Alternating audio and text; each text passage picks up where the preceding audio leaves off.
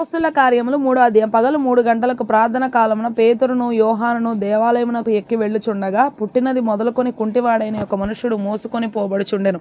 వాడు దేవాలయములోనికి వెళ్ళు వారిని భిక్షమడుటకు కొందరు ప్రతిదినము వారిని శృంగారమును దేవాలయపు ద్వారమునొద్ద ఉంచుచు వచ్చిరి. పేతురును యోహానును దేవాలయంలో ప్రవేశింపబోవునప్పుడు వాడు చూచి భిక్షమడగగా పేతురును యోహానును వారిని తేరి చూచి మా తట్టు చూడుమనిరి. వాడు వారి యొద్ద ఏమైనా దొరుకునని కనిపెట్టుచు వారి యందు లక్ష్యముంచెను. అంతటా పేతురు, వెండి బంగారములు నా యొద్ద లేవు గాని నాకు కలిగినదే నీకిచ్చుచున్నాను. నజరేయుడైన యేసుక్రీస్తు నామమున నడువుమని చెప్పి వాని కుడి చెయ్యి పట్టుకొని లేవనెత్తెను. వెంటనే వాని పాదములను చీలమండలను బలము పొందెను. వాడు దిగ్గున లేచి నిలిచి నడిచెను. నడుచుచు గంతులు వేయుచు దేవుని స్తుతించుచు వారితో కూడా దేవాలయంలోనికి వెళ్ళెను.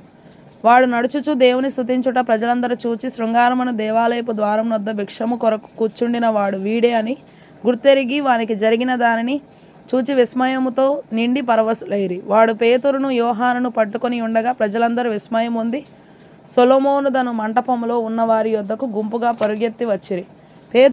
పేతురు దీనిని చూచి ప్రజలతో ఇట్లనెను, ఇశ్రాయేలీయులారా, మీరు వీని విషయమై ఎందుకు ఆశ్చర్యపడుచున్నారు? మా సొంత శక్తి చేతనైనను భక్తి చేతనైనను నడవను వీనికి బలమిచ్చినట్టుగా మీరెందుకు మా తట్టు తేరి చూచుచున్నారు? అబ్రాహాము, ఇస్సాకు, యాకోబు అను వారి దేవుడు అనగా మన పితరుల దేవుడు తన సేవకుడైన యేసును మహిమపరచి ఉన్నాడు.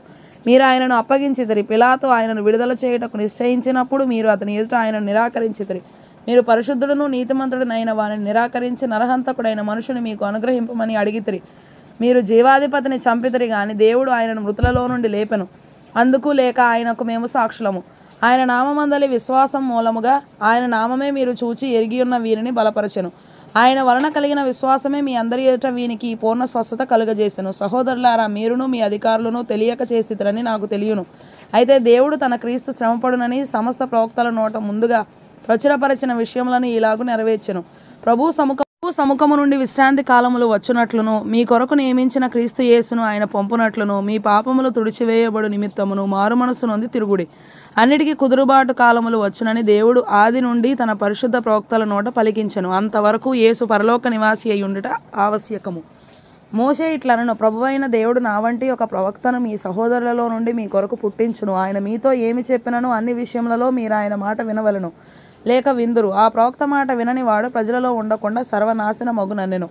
మరియు సమూయేలు మొదలుకొని ఎందరు ప్రవక్తలు ప్రవచించిరో వారందరూ ఈ దినమును గురించి ప్రకటించిరి. ఆ ప్రవక్తలకు దేవుడు అబ్రాహాముతో నీ సంతానమందు భూలోక వంశములన్నీ ఆశీర్వదింపబడునని చెప్పి మీ పితరులతో చేసిన నిబంధనకును మీరు వారసులై మూల భాషలో కుమారులై ఉన్నారు. దేవుడు తన సేవకుని పుట్టించి లేక లేపి మీలో ప్రతివారిని వారి దుష్టత్వము నుండి మళ్లించుట వలన మిమ్మల్ని ఆశీర్వదించుటకు ఆయనను మొదట మీ యొద్దకు పంపెనని చెప్పాను.